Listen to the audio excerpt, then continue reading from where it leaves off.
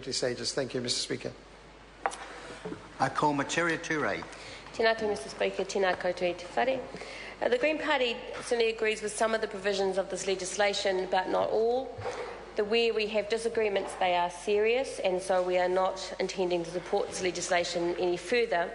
We did vote for it at first reading to make sure that we had a genuine discussion about the issues of how to best support families when they were in a state of vulnerability, and children in particular. But we are not satisfied that this legislation meets the goals. We do appreciate that the government is attempting to improve the safety of children. That itself is a laudable goal, and there are some aspects of this bill that go some way towards that. But this bill and the resources that are required to implement it will not be effective if government continues to neglect the issues of child poverty and family violence, which increases the risk to children. Those are the drivers of risk to children, and they must too be addressed. So we consider that the government should, at the same time that it is doing this bill, which is really about identifying particular individuals and focusing on individual needs, at the same time be implementing specific child poverty reduction measures and other policy initiatives that directly target family violence as the core driver of increased risk to children. I would say, Mr. Speaker, we're very pleased that the Minister has chosen to remove the child harm prevention orders from the bill.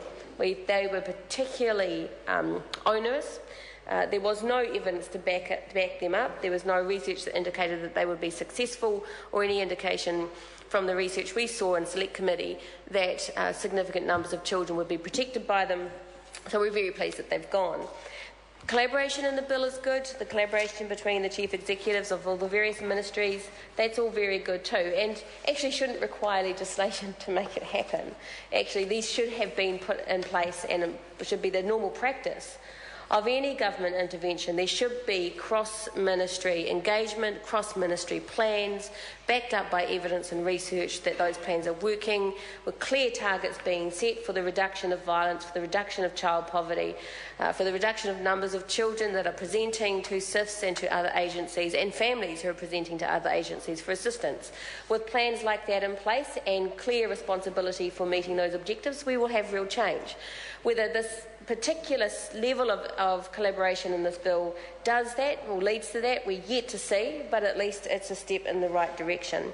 We're very pleased about providing more financial support to young people who are leaving state care, and I'll talk about that briefly shortly. We are, however, still very concerned that there's no intention by government to help the community sector with the cost of the increased police checks.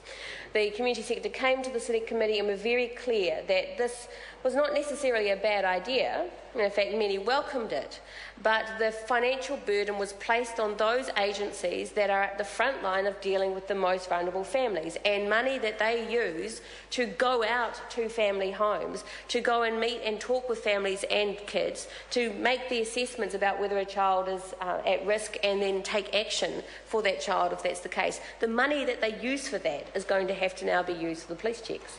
Now, there is a significant cost to community organisations at the front line, and repeatedly the officials and the Minister have said that they will not make any kind of compensation or reimbursement for those costs.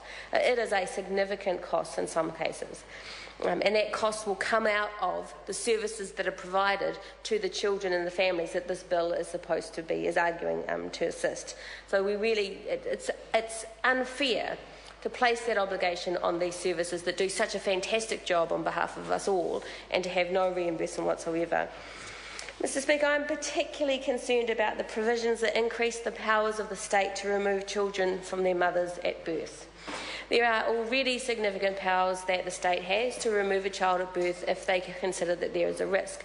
And part of what this bill does is it changes the onus of proof, which is already very difficult particularly for mothers to demonstrate to SIFs that they have had enough intervention that they are able to keep their baby and care for them properly.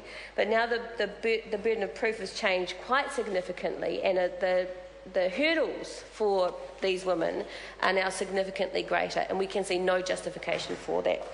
The single most critical factor in how children survive exposure to domestic violence is the presence of at least one loving and supportive adult in their life.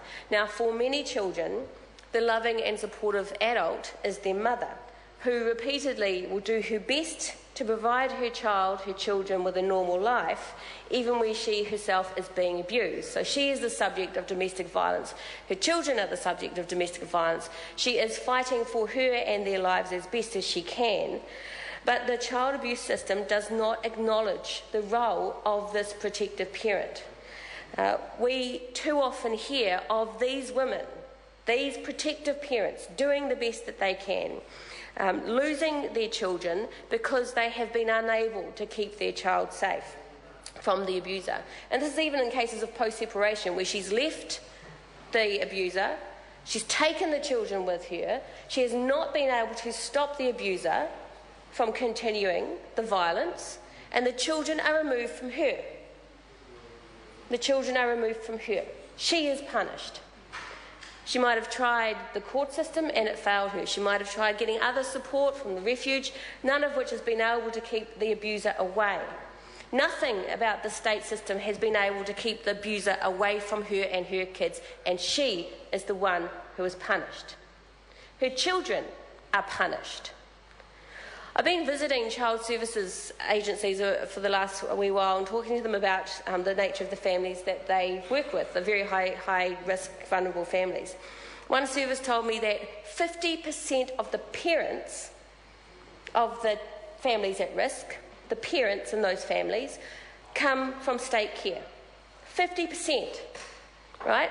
So state care has failed to provide those parents when they were children with the resources they need to have a good and fulfilling life. State care has not helped those parents grow into the parents and adults who are able to have the resources to care for their children as they would like. And yet this legislation will take more children from parents and put them into state care. State care is not safe. Everybody knows that. The state system is trying to address that, and good on them for doing it as best they can, but they are still failing those kids. And those kids grow up to be parents, and those parents have their own kids removed, to be taken back into state care where the cycle starts again. Because at no point in this cycle has any government truly addressed the drivers that have led to those kids being there in the first place, which is child poverty, family violence. These are the issues that have to be tackled. And there is not one single thing in this bill that deals with that. They'll take children away, they'll do police checks on individuals, they'll take an individualistic approach. And I asked the Minister about this and said, do you understand that we need structural change and we need an individual approach at the same time? Yes, she said she understood that. No, she was not going to address the structural drivers that cause family violence. No, she was not. That was not her priority. So the Greens are very disappointed. We are disappointed in the time and the resources it's taken to write up this bill and to eventually enact and do all this work, knowing that at the end of the day, not a single thing is going to make the major difference that we need made in this country, which is tackling child poverty and family violence. We will not support this bill. Thank you, Mr. Speaker. I call Alfred Naro. Mr.